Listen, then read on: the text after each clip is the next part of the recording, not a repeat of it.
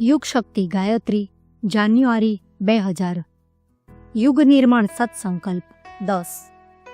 મનુષ્યના મૂલ્યાંકનની કસોટી તેની સફળતાઓ, યોગ્યતાઓ અને વિભૂતિઓથી નહીં, પરંતુ તેના સદવિચારો અને સત્કર્મોથી થાય છે। મનુષ્યની શ્રેષ્ઠતાની કસોટી એ હોવી જોઈએ કે તેના દ્વારા ઉચ્ચ માનવીય મૂલ્યોનો કેટલો નિર્વાહ થઈ શક્યો અને તેમને કેટલું પ્રોત્સાહન આપી શક્યો। યોગ્યતાઓ અને વિભૂતિઓ તો માત્ર સાધનો છે। લાઠી અને ચાકુ પોતે નથી પ્રશંસનીય કે નથી નિંદનીય। તેમનો ઉપયોગ પીડા પહોંચાડવા માટે થયો કે પ્રાણના રક્ષણ માટે, એના આધાર પર જ તેમની પ્રશંસા કે નિંદા કરી શકાય છે। મનુષ્યની વિભૂતિઓ અને યોગ્યતાઓ પણ એવા જ સાધનો છે। તેમનો ઉપયોગ ક્યાં થાય છે તે તેમના વિચારો અને કાર્યોથી શોધી શકાય છે। જો તે સત છે તો તે સાધનો પણ સત છે, પરંતુ જો તે અસત છે તો એ સાધનો પણ અસત જ કહેવાશે। મનુષ્યતાનું ગૌરવ અને સન્માન આ જડ સાધનોથી નહીં, પણ તેના પ્રાણરૂપ સદવિચારો અને સદપ્રવૃત્તિઓથી જોડવું જોઈએ। એ આધાર પર સન્માન આપવા અને પ્રાપ્ત કરવાની પરંપરા બનાવવી જોઈએ। જે કાર્યથી પ્રતિષ્ઠા વધે છે, પ્રશંસા થાય છે, તે જ કામ કરવા માટે અને તે જ માર્ગ પર ચાલવા માટે લોકોને પ્રોત્સાહન મળે છે। આપણે પ્રશંસા અને નિંદા કરવામાં તથા સન્માન અને તિરસ્કાર કરવામાં થોડી સાવધાની રાખીએ તો લોકોને કુમાર્ગ પર ન ચાલવા અને સત્યનો માર્ગ અપનાવવામાં મહદ અંશે પ્રેરણા આપી શકીએ છીએ। મોટે ભાગે જેમણે સફળતા, યોગ્યતા, સંપદા અને વિભૂતિ પ્રાપ્ત કરી લીધી છે તેમની પ્રશંસા કરવામાં આવે છે, ચમત્કારને નમસ્કાર કરવામાં આવે છે। આ રીત ખોટી છે। વિભૂતિઓને લોકો ફક્ત પોતાની સુખ સગવડો માટે જ એકત્રિત કરતા નથી, પણ પ્રતિષ્ઠા પ્રાપ્ત કરવાનો પણ ઉદ્દેશ્ય હોય છે। જ્યારે ધનવૈભવ ધરાવતા લોકોને જ સમાજમાં પ્રતિષ્ઠા મળે છે તો માનનો ભૂખ્યો મનુષ્ય કોઈ પણ ભોગે તેને પ્રાપ્ત કરવા માટે આતુર થઈ ઉઠે છે। અનીતિ અને અપરાધોમાં વધારો થવાનું એક મુખ્ય કારણ એ છે કે આંધળી જનતા સફળતાની પ્રશંસા કરે છે અને દરેક અસફળતાને તિરસ્કારની દ્રષ્ટિથી જુએ છે। ધન કે ધની પ્રત્યે આદર બુદ્ધિ તો જ રહેવી જોઈએ જ્યારે એ નીતિ અને સદાચારપૂર્વક કમાયેલું હોય। જો આપણે અધર્મ અને અનીતિથી મેળવેલા ધન દ્વારા ધની બનેલી વ્યક્તિ પ્રત્યે આદરની દ્રષ્ટિ રાખીએ છીએ તો એથી એવા પ્રકારના અપરાધો કરવાની પ્રવૃત્તિને પ્રોત્સાહન જ મળે છે અને આ દ્રષ્ટિએ આપણે પણ અપરાધોની વૃદ્ધિમાં ભાગીદાર બનીએ છીએ। બીજાઓને સન્માર્ગ પર ચલાવવા માટેનું તથા કુમાર્ગ તરફ પ્રોત્સાહિત કરવાનું એક સશક્ત સાધન આપણી પાસે મોજૂદ છે અને તે છે આદર અને અનાદર।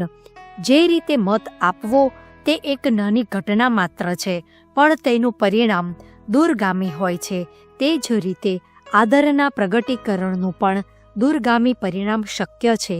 થોડાક મતો ચૂંટણીમાં ફેરફાર કરી શકે છે અને એ ચૂંટાયેલી વ્યક્તિનું વ્યક્તિત્વ કોઈ મહત્વપૂર્ણ સ્થાન પર પહોંચીને રાષ્ટ્રીય અને આંતરરાષ્ટ્રીય ક્ષેત્રોમાં પ્રભાવશાળી ભૂમિકા સંપન્ન કરી શકે છે।